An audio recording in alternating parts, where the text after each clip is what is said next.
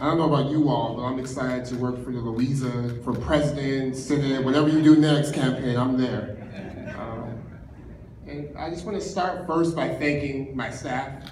You saw we have two of the coolest researchers in the nation evaluating this program. You see those glasses, those red glasses? I thought that was pretty cool. And then we have Suki and Aaron in the back. So Suki's the project lead for SEED, and Aaron is the research coordinator working hand in hand with the researchers. And we also have Maran in the back, who is on a, you just missed my compliment to you guys. I compliment the glasses and how cool you guys are. And Maran is on a fellowship from the Economic Policy and Research Center at Stanford, also helping a bit with the SEED program.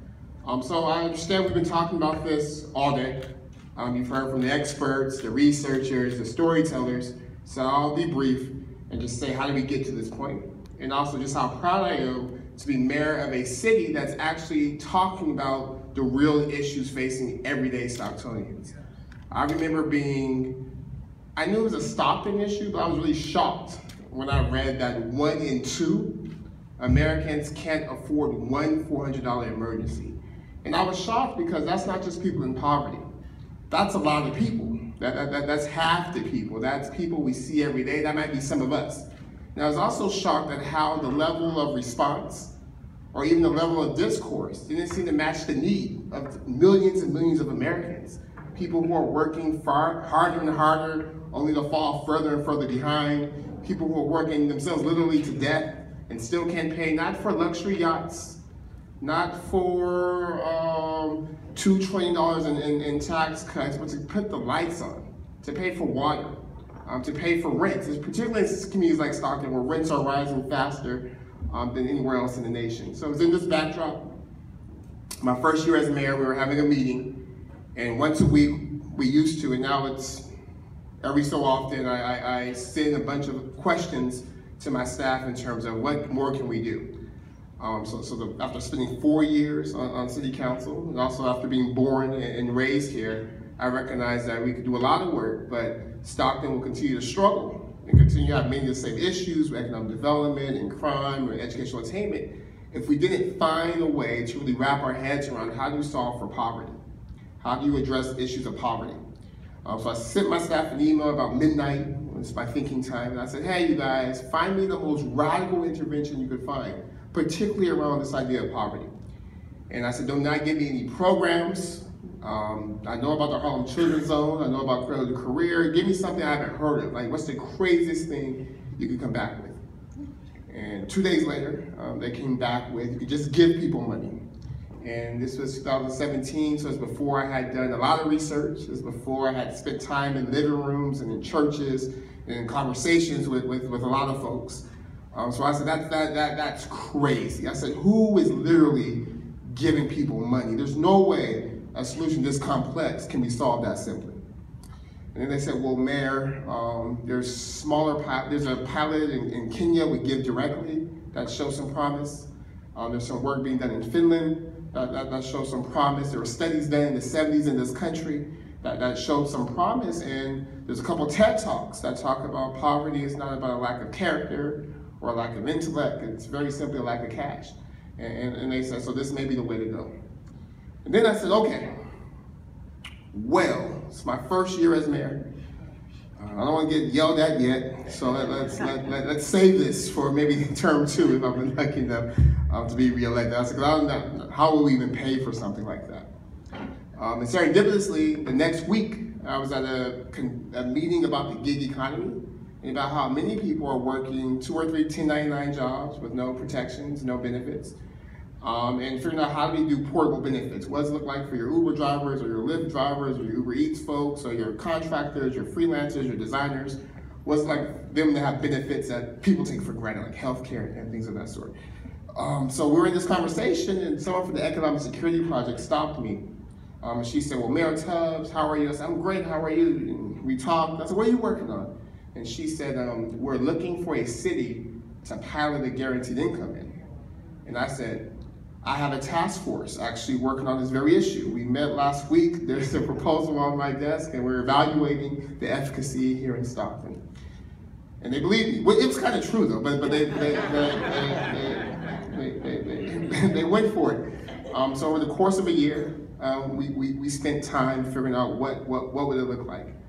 And I would say, looking back now, I had no idea the amount of backlash, not necessarily just locally, but nationally, it would receive. But I also had no idea how, by just challenging some basic assumptions we have about how the economy works and who the economy is working for, that's giving other people in political office and outside political office the courage to speak like Senator Harris's truths.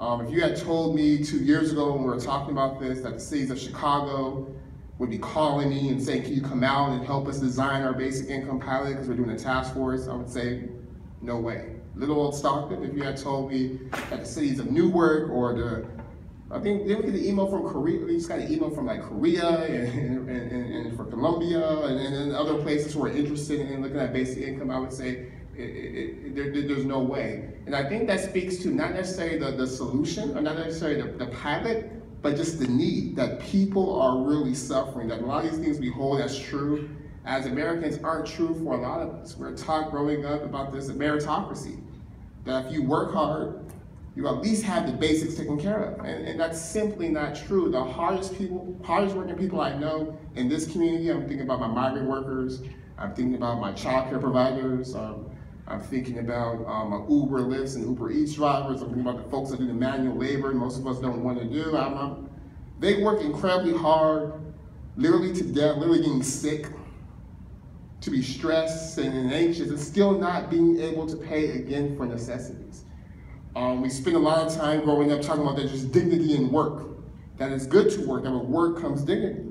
And come to find out that particularly women in our society do all type of jobs that they're not paid to do. I'm talking about, again, child rearing. I'm talking about elder care. I'm talking about domestic labor. We're taught that our dignity has to be attached to what we do and what we produce. But what I've realized over the past 2 years and talking to people and being in living rooms is that dignity is inherent to humanity. And it's actually, I would argue, a sick society that says you only have dignity if you're producing. That I think a lot of people who don't work can't work. We have these myths in our idea that people are poor because they don't want to work, that there's plenty of jobs there for people. But the issue with income inequality isn't a scarcity of jobs necessarily, it's that wages haven't kept up with prices. That wages have rose, 6% over the last couple of decades, and everything else, utilities and everything else, have risen much past that. I think we take for granted this idea that the poor people are just sitting at home, collecting government benefits, incredibly lazy, not wanting to work, and I realize the majority of poor people actually work. That's why we have a term for it, the working poor. And that poor folk who don't work can't work because we have child labor laws. And a lot of poor people in our society are actually children under 18 who shouldn't be working. And I share that because I think what's exciting about this project isn't just the 125 families who are receiving the benefit and some of the stories I'll share a little later on, but it's that it's giving us the chance to really interrogate our values as a country, as a community, and those values really put into action. I don't want to live in a community and I don't want to live in a nation where people are working 2 jobs and can't pay for rent. I don't. I don't think it's just, I don't think it's fair, I don't think it's moral, I don't think it's consistent with our values as a country for, again, to have people working harder than ever, spending more time at work than with their families, spending more time at work than volunteering, spending more time at work than in their community, and still being stressed and anxious. And I would also argue there is nothing dignified about that. An economist, Spalding or Sperling, one of those two, he wrote an article recently about this idea of economic dignity and about how we should rally ourselves as a community and a society around this idea of economics not being of economic dignity being this idea of agency. And that's what we're seeing already with the seed participants. That with something as small as $500 a month, folks are able to have more choices, and not just choices about whether I pay my light bill or my car bill, and not choices of whether I take the day off work till I get to the doctor, I just give them some Benadryl and hope they can sleep it off. But choices around maybe I can stay home, choices about maybe I can go back to school, choices about maybe I can go back to work like afford childcare, agency. Economic dignity speaks to this idea that folks work and we produce value and we make money to have the ability to enjoy life's best moments. that you shouldn't feel stressed when a child is born. You should be happy. That's a life coming in. You should feel honored to take care of your grandparents. But again, currently, in the current economic arrangement, a lot of those things that should bring us joy bring people fear and trepidation and anxiety. He speaks about economic dignity, being that we shouldn't want people to work without basic protections, that we shouldn't want people to work without health care. We shouldn't want people to work without the ability to collectively bargain. That we shouldn't want people to work and have nothing literally to show for it. And I would also say that the biggest thing I've learned is that the folks that are seed recipients or participants, the folks who I've reached out and I've talked to, are no different than anybody in this room. And in fact, I would argue they are the people in this room. That's who we're helping. That's who we're fighting for. It's not some other. It's not some them. It's us. It's folks who are contributing, who are producing, who have value, who have dignity, who for a variety of reasons, some structural, mostly structural, aren't being able to self-actualize and be a part of this idea of the American dream. There's